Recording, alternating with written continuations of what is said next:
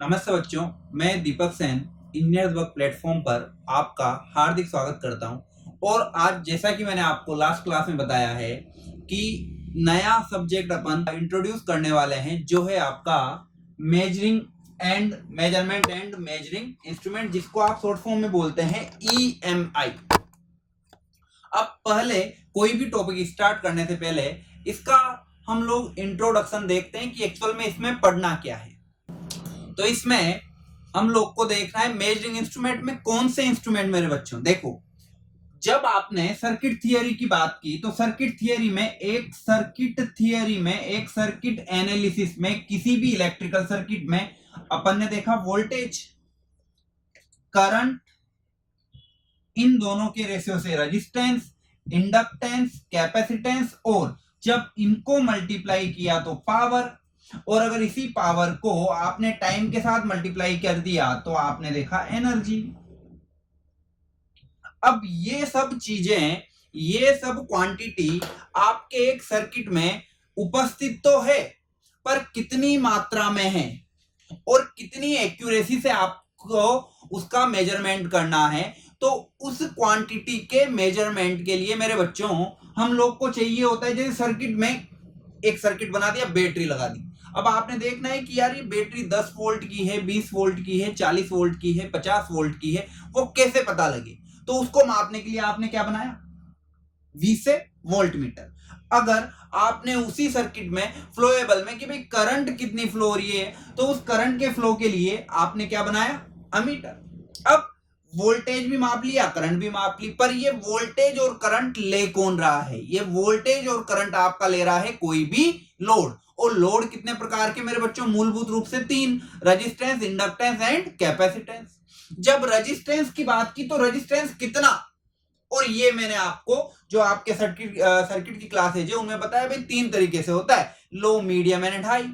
लो के मापने की सबसे अच्छी विधि केल्विन ब्रिज थी, जो अपन ने देखी थी। उसके बाद मीडियम के लिए व्हीटस्टोन ब्रिज, जिसके अपन ने क्वेश्चन भी किए हैं, और हाई के लिए क्या? मेगर। तो वो रेजिस्टेंस के लिए है, पर इंडक्टेंस के लिए, इंडक्टेंस और कैपेसिटेंस, जब केवल हम लोग रेजिस्टेंस की बात करेंगे तो वो प्योर एक आपका डीसी सर्किट होगा।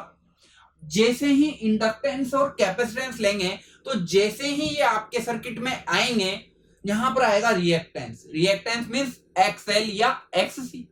और एक्सएल की अगर मैं बात करूं तो एक्सएल क्या होगा? Omega L. कैसे होता है ये एसी सर्किट में अपन बात करेंगे।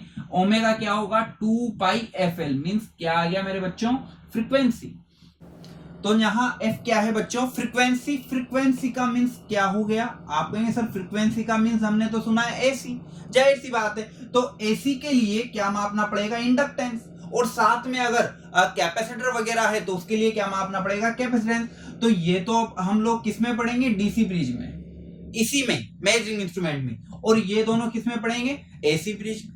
और साथ में एल और सी के साथ क्या मल्टीप्लाई हो रही है? फ्रीक्वेंसी। तो ये भी अब हम लोग किसमें पढ़ेंगे? एसी ब्रिज में।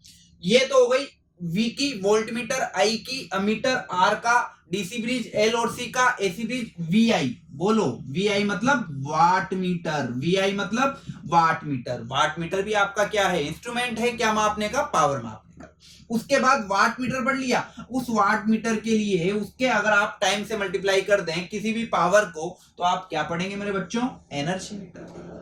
तो वो एक आपका नेक्स्ट टॉपिक है। वोल्टेज के मापन की पोटेंशियोमीटर देखेंगे अपन, लिसाजू की आकृतियां देखेंगे। पर इन सब को जानने से पहले सबसे महत्वपूर्ण चीज कि इस मेजरिंग इंस्ट्रूमेंट को हम लोग फर्स्ट चैप्टर में क्लासिफाई कर रहे हैं, और वो क्या है मेरे बच्चों? Measuring instrument. Direct ammeter volt meter हम लोग स्टार्ट नहीं करेंगे, उसके पहले थोड़ा सा हम लोग देखेंगे। यहां पर मेजरिंग इंस्ट्रूमेंट को मैंने 2 पार्ट में क्लासिफाई किया है। अब 2 पार्ट में क्लासिफाई करने का मीन्स क्या है मेरे बच्चों? देखो, सबसे पहले आपने एक स्विच लिया और देखा, आपने उसमें अपना कोई भी प्लग लगाया, आपने टीवी का बटन ऑन किया, टीवी का बटन ऑन किया पर टीवी चालू नहीं हुई। तो अब आप क्या कहेंगे कि यार लाइट नहीं आ रही। आपने देखा बल्ब तो जल रहे हैं, पर उस पर्टिकुलर स्विच से आपके टीवी को लाइट नहीं मिल रही। अब आप क्या करेंगे? उंगली तो डालोगे नहीं, करंट लग जाएगा। तो आप क्या करेंगे, एक इंस्ट्रूमेंट लेंगे जिसे आप बोलते हैं टेस्टर। टेस्टर लिया आपने, उसमें डाला। अब अगर उसमें जो आपका बल्ब होता है, लाइट होती है, अगर वो जली तो उसका मीन से उसमें करंट आ रही है, मतलब गड़बड़ी आपकी टीवी में है। और अगर उसमें करंट नहीं आ रही तो आप देखेंगे कि उस पर्टिकुलर उस प्लग में ही, उस सॉकेट में ही करंट नहीं आ रही। इसका मीन से कि आपको उस सॉकेट को चेक करना है। तो वहां पर अब मुझे आप बताएं, ये पता लगा कि उस सॉकेट में कितनी करंट आ रही है? नहीं, वहां पर केवल ये पता लगा कि उस सॉकेट में करंट आ रही है या नहीं आ रही है। इसी तरीके से आपने देखना है अर्थ टेस्टर, आपने देखना है टेस्टर, जितने भी टेस्टर है करंट आ रही है या नहीं आ रही। तो जब भी आपको किसी इलेक्ट्रिकल क्वांटिटी का केवल और केवल यह पता हो कि वो इलेक्ट्रिकल क्वांटिटी उस सर्किट में उपस्थित है या नहीं, है या नहीं, केवल ये मान पता नहीं हो, तो वो सभी इंस्ट्रूमेंट किसमें आएंगे मेरे बच्चों? प्राइमरी में। किसमें आएंगे? प्राइमरी में। हिंदी में बात करूं तो प्राथमिक उपयंत्र, जिनमें केवल आपको संकेत पता होते हैं कि ये इसमें इलेक्ट्रिकल करंट या वोल्टेज या कोई भी चीज आ रही है या नहीं आ रही। तो केवल उनका केवल उनका ये पता हो कि उसमें फ्लो हो रही है या नहीं हो रही, तो वो तो प्राइमरी। अब कि नहीं सर, हमें तो ये भी चेक करना है कि पर्टिकुलर उस टीवी में कितनी करंट जा रही है, तो उस टेस्टर से आप ये मेजर नहीं कर सकते। उसके लिए आप कौन से इंस्ट्रूमेंट देखेंगे मेरे बच्चों? Secondary instrument. तो अगर क्लासिफाई करूं तो प्राइमरी इंस्ट्रूमेंट के लिए आप कहेंगे कि केवल और केवल आपको यह बताए कि इसमें इलेक्ट्रिकल क्वांटिटी उपस्थित है या नहीं, वो तो हुए प्राइमरी। और सेकेंडरी में बात करूं तो सेकेंडरी वो साथ में ये तो बताए कि ये क्वांटिटी है या नहीं, पर ये भी बता दे कि कितनी मात्रा में है। 2 एम्पियर है, 4 वोल्ट है, 8 ओम है, या जो भी उनकी अगर डिजिट भी आपके पास है, उनकी वैल्यू भी आपके पास है, तो वो सब इंस्ट्रूमेंट क्या कहलाएंगे? Secondary instrument. मींस आपको संकेत के साथ साथ वो मान भी प्रदर्शित करें, तो वो क्या कहलाएंगे मेरे बच्चों? सेकेंडरी। अब सेकेंडरी में भी दो तरीके की बात हुई। सेकेंडरी में दो तरीके का, कौन सा? एनालॉग और डिजिटल। कि अब एनालॉग और डिजिटल क्या? जब आप पहले डिजिटल को लेते हैं, डिजिटल की बात करते हैं, तो डिजिटल में मेरे बच्चों आप 7 सेगमेंट डिस्प्ले यूज करते हैं इस तरीके से, और कोई भी आप 1 2 3 4 0 से लेकर 9 तक की क्वांटिटी आप इसमें बना सकते हैं। यहां पर जब आप ये इंस्ट्रूमेंट लेते हैं, तो डिजिटल इंस्ट्रूमेंट की अगर मैं बात करूं तो डिजिटल इंस्ट्रूमेंट में पहला एडवांटेज ले रहा हूं, अभी मैंने एनालॉग नहीं बताया आपको, केवल डिजिटल देखो। आप देखते हैं, आप अब आपके दीवार पे डिजिटल वॉच लगी हुई है, आपसे पूछा जाए कि टाइम कितना हुआ, आप बता देंगे सर 7:57, 7:57। अब उसी की जगह आपकी सुई वाली घड़ी लगी हुई है, आपसे कहे कितनी बजी, तो आप ये कहेंगे कि सर 8 बजने वाली है। आप ये नहीं बता सकते कि 7:55 है, 7:56 है, 7:57 है, 7:58 है। तो अब मुझे ये बताएं, ये मैंने बना दी आपकी एक इंडिकेटिंग इंस्ट्रूमेंट के लिए एनालॉग वाली, और ये है डिजिटल वाली। यहां पर ये सुई आपकी मान लिया यहां पर है, आप कहेंगे कि सर लगभग ये 2 है, ये 12 है, ये है, तो 1 के बाद आइए, तो आप कहेंगे सर लगभग 2:07-8 हो रहे होंगे, और एक जगह यहाँ पे मैंने बोल दिया 2:08। किसमें पढ़ना आसान है? आप कहेंगे सर एनालॉग में बिल्कुल क्लियर दिख रहा है, तो मुझे एनालॉग में पढ़ना आसान है। मींस पहला लाभ क्या हुआ? फर्स्ट, इसका जो एडवांटेज हुआ वो क्या हुआ मेरे बच्चों? एक्यूरेसी। क्या हुआ? एक्यूरेसी। दूसरा, यहां पर केवल आपके डिजिट आएंगे, पर यहां पर ये जो सुइयां हैं, ये जो निडल है, ये क्या करेगी? मूव भी करेगी। मूव करेगी तो इसमें कोई ना कोई कौन सा इंस्ट्रूमेंट लग रहा होगा मेरे बच्चों? मैकेनिकल। कौन सा? मैकेनिकल इंस्ट्रूमेंट लग रहा होगा। और मैकेनिकल इंस्ट्रूमेंट लगेगा तो उसमें फ्रिक्शन तो होगा, तो डिजिटल में फ्रिक्शन लॉसेज नहीं होंगे और एनालॉग में फ्रिक्शन लॉसेज होंगे। साथ में एक्यूरेसी इसमें ज्यादा है, तो एक्यूरेसी अगर इसमें ज्यादा है तो इसमें लॉसेज क्या होंगे मेरे बच्चों? बहुत कम होंगे। परंतु एक डिसएडवांटेज क्या है मेरे बच्चों? कि यदि इसकी अपन बात करें कि रिलायबल कौन सा है, भरोसेमंद कौन सा है, तो भरोसेमंद कौन सा है मेरे बच्चों? एनालॉग। ये अगर गिर गया टूट जाएगा, इसके 7 सेगमेंट डिस्प्ले खराब हो सकते हैं। तो ये थोड़ा सा क्या है मेरे बच्चों, ये थोड़ा सा रिलायबल कम है। तो इसीलिए जितनी भी लेबोरेटरी वगैरह हैं उन सब में अपन कौन सा इंस्ट्रूमेंट यूज करते हैं मेरे बच्चों, एनालॉग। तो एनालॉग और डिजिटल में क्या डिफरेंस है कि डिजिटल में तो आपका 7 सेगमेंट डिस्प्ले यूज किया जाता है जिसमें डायरेक्ट आपको डिजिट नोट की जाती है, जबकि एनालॉग में संकेतक मतलब क्या यूज किया जाता है मेरे बच्चों, पॉइंटर। क्या यूज किया जाता है, पॉइंटर। तो वो कौन से होंगे, एनालॉग। और जिनमें पॉइंटर यूज नहीं किया जाएगा वो कौन से होंगे मेरे बच्चों, डिजिटल। तो एनालॉग में भी इसको फर्दर अपन 3 पार्ट में क्लासिफाई कर सकते हैं कि 3 पार्ट कौन कौन से, देखें सब डिटेल में पढ़ेंगे, अभी मैं केवल आपको एक थोड़ा सा आइडिया दे रहा हूं, ठीक है बेटा। तो यहां पर एनालॉग की अगर मैं बात करूं तो एनालॉग इंडिकेटिंग, रिकॉर्डिंग और इंटीग्रेटिंग। कि सर इंडिकेटिंग कैसे, आपने एक अमीटर के लिए किसी भी वायर में करंट मापनी है, आपने अमीटर लिया और दोनों पॉइंट पे लगा दिया सीरीज में। सीरीज में लगाते ही आपकी रीडिंग आई 10 एम्पियर। कितनी आई, 10 एम्पियर। अब ठीक है, ले लिया आपने रीडिंग। अब 5 मिनट बाद आपका एग्जामिनर आया और आपसे पूछा सर बेटा कितने एम्पियर करंट थी, तो आपने कहा 10 एम्पियर थी, कि दिखाओ। अब दिखाने के लिए क्या उसमें वो फीड हो गया, स्टोर हो गया, नहीं।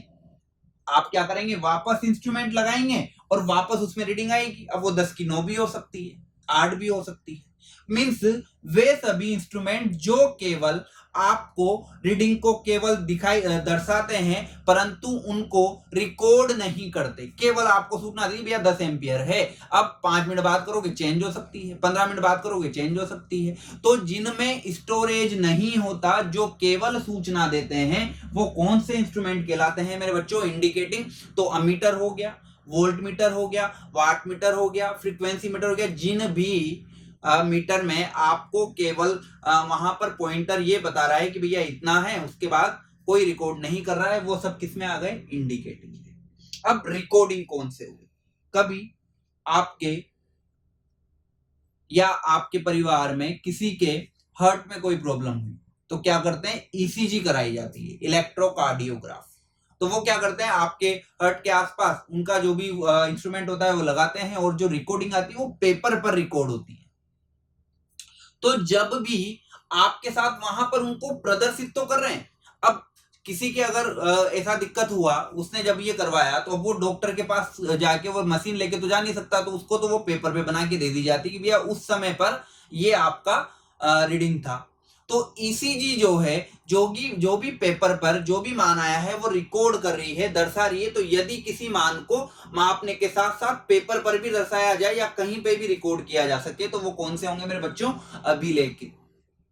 आपका सीस्मोग्राफ जो भूकंप की तीव्रता मापता है, वो उपकरण आपके किसमें भी वो भी किसमें आ जाएगा, रिकॉर्डिंग में आ जाएगा। इसके बाद इंटीग्रेटिंग क्या होगा, ये अकेला उपयंत्र है मेरे बच्चों जो क्या करता है, मापता भी है, अभी कितना है वो मापेगा, दूसरा रिकॉर्ड भी करता है कि कितना हो गया, साथ में पुराने वाले में जो आपका वर्तमान मान है, जो कि आपका प्रेजेंट वैल्यू, उसको क्या भी कर देता है, जोड़ भी देता है। तो इंटीग्रेशन मतलब समाकलन। तो ये क्या करता है कि आपकी पुरानी रीडिंग चेक करता है, नई रीडिंग चेक करता है, और जो भी रीडिंग है अभी एट डेट टाइम जो भी प्रेजेंट रीडिंग है वो आपकी क्या भी कर देता है, जोड़ भी देता है। और ये इंस्ट्रूमेंट सबने देखा है, अमीटर वोल्ट मीटर क्या पता कईयों ने ना देखे हों, पर ये इंस्ट्रूमेंट सबने देखा है। क्यों, क्योंकि आपके घरों में जो ऊर्जा की खपत आपके विद्युत उपकरणों द्वारा की जाती है, जो एनर्जी कंज्यूम आपके इलेक्ट्रिकल इंस्ट्रूमेंट द्वारा की जाती है, उनकी रीडिंग के लिए आपके घर में बिल आता है। और बिल क्या आपने मन से बना के देता है, नहीं, आपके घर में जो एनर्जी मीटर लगा हुआ है तो उसमें क्या करते हैं कि साहब आपका जून की रीडिंग है 328, अब जुलाई की कितनी हुई, जुलाई में मान लो 160 है, तो अब वो केवल 160 थोड़ी दिखाएगा, वो क्या करेगा 328 में 160 जोड़ के जो आज की वर्तमान रीडिंग हुई है वो आपको दिखा देगा कि ये आपकी प्रेजेंट रीडिंग है। तो इसने क्या किया, मेजर किया, बिल्कुल किया, पुरानी रीडिंग थी बिल्कुल थी, और पुरानी में नई को क्या भी कर दिया, जोड़ भी दिया। तो ये पूरा इंस्ट्रूमेंट सब कुछ कर रहा है, ये इंडिकेट भी कर रहा है, बिल्कुल आपके घर में लाइट आ रही है नहीं आ रही बता रहा है, साथ में ये भी कर रहा है, पुरानी रीडिंग को भी स्टोर कर रहा है, बिल्कुल कर रहा है, और साथ में उसको क्या भी कर रहा है, जोड़ भी रहा है। तो ये पूर्णतया एक इंटीग्रेटिंग इंस्ट्रूमेंट कौन सा हुआ मेरे बच्चों? इंटीग्रेटिंग कौन सा हुआ? Energy meter. तो जो केवल सूचना दे रहा है, जिसमें सुई है कि भैया इतना इतना इतना इतना, वो सब है आपका इंडिकेटिंग। मीटर हो गया, वोल्ट मीटर हो गया, वाट मीटर हो गया। जो आपको रिकॉर्ड भी कर रहा है पेपर पे, उनके वैल्यू भी आ रही है, तो वो सब कौन से हो गए? रिकॉर्डिंग, जो कि आपके ईसीजी हो गए, ईईजी हो गए, जो आपके मस्तिष्क के लिए की जाती है, और साथ में आपका सीस्मोग्राफ हो गया। इंटीग्रेटिंग में आपका कौन सा आ गया? इंटीग्रेटिंग में आपका वो आ गया जो कि पुरानी रीडिंग भी ले रहा है, नई भी ले रहा है, उनको जोड़ भी रहा है। तो वो कौन सा हो गया मेरे बच्चों? Energy meter. तो इस तरीके से ये आपका एक संपूर्ण इस चैप्टर का ब्रीफ डिस्क्रिप्शन है जो मैंने आपको दिया है कि ये हम लोग ने देखना है। तो वापस से शुरू करें कि हम पढ़ रहे हैं मेजरिंग इंस्ट्रूमेंट। इसमें प्राइमरी, सेकेंडरी, प्राइमरी वो केवल ये बता रहे हैं कि भाई हाँ इसमें इलेक्ट्रिकल क्वांटिटी आ रही है या नहीं आ रही, विद्युत मात्रा कुछ भी हो सकती है, वो आ रही है या नहीं आ रही। सेकेंडरी उनको बता भी रही है कि भाई इतनी आ रही। फिर सेकेंडरी में हमने ले लिया एनालॉग डिजिटल, जिसमें मैकेनिकल काम नहीं था, जिसमें आपकी एरर कम थी, वो सब डिजिटल थे। जिनमें पॉइंटर था वो आपका एनालॉग था। एनालॉग में वापस क्लासिफाई किया तीन, कौन कौन सा? इंडिकेटिंग, रिकॉर्डिंग और इंटीग्रेटिंग। तो इस तरीके से यही चैप्टर हम लोग ने बहुत डिटेल से देखना है, और इसके लिए आप नेक्स्ट क्लास में जुड़िए। तो आज हम लोग यहीं पे समाप्त करते हैं। तो आप निरंतर जुड़े रहिए इंजीनियर बग चैनल पर मेरे साथ। कोई भी डाउट हो कमेंट बॉक्स में डालिए। जरा भी आपको कोई भी अगर अच्छा लग रहा है तो लाइक कीजिए, अपने फ्रेंड्स को बताइए, और ज्यादा से ज्यादा सब्सक्राइब कीजिए, जिससे हम लोग का मनोबल भी बढ़ता रहे। धन्यवाद। जय हिंद, जय भारत, राधे गोविंद बच्चों।